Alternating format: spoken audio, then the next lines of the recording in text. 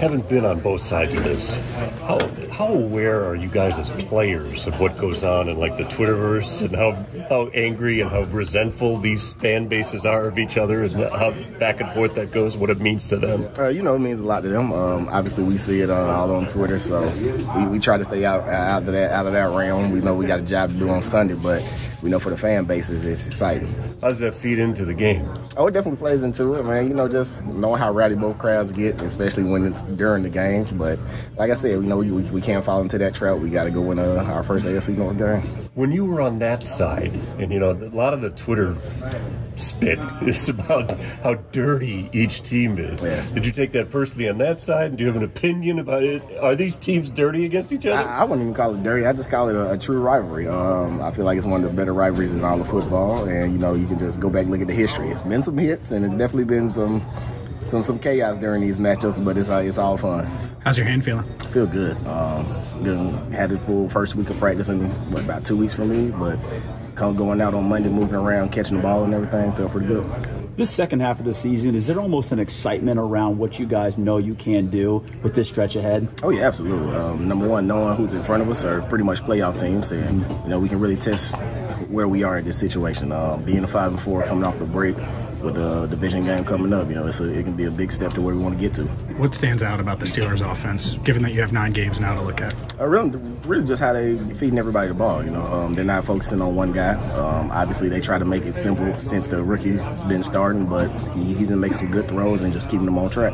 Is there any difference that you've seen from Trubisky to Pickett in terms of how they operate their offense as a whole? Really just more experience. Obviously, he's a rookie, so he's going to make rookie mistakes. And Trubisky, he's been around the game, so he might not make as many mistakes. But offensively-wise, they do the same thing, get both of those guys outside the pocket and let them go make plays.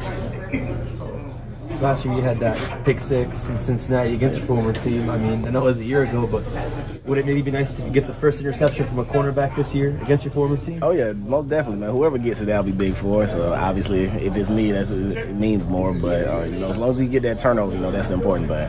What makes it mean more to you specifically? Just the time I spent with those guys. And obviously, like I said, I'm always grateful for them helping me get where I am now. But I'm on this side, and, I wouldn't change it one bit. Pick and rush for 51 yards in the last game. Got to really respect his feet. Is he above average in terms of hurting you with his feet? Yeah, he got some athleticism. He moves well in the pocket. He actually breaks a good couple tackles from D linemen, so it shows the type of strength he has. So we know up front we got to be real smart the way we rush and just try to keep him in the pocket and make throws.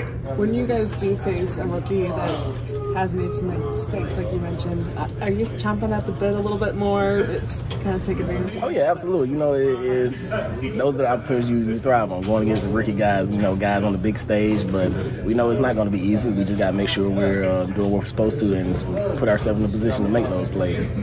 Like, how have you had to compensate for the finger, and what did you first notice when you first got to catch a ball or, play defense with it or tackle somebody with it? What's it been like for you to adjust? I just know I'm going to have to deal with some pain.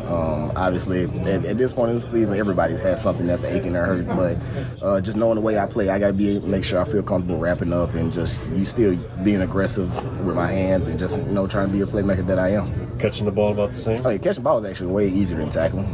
So that's a good thing.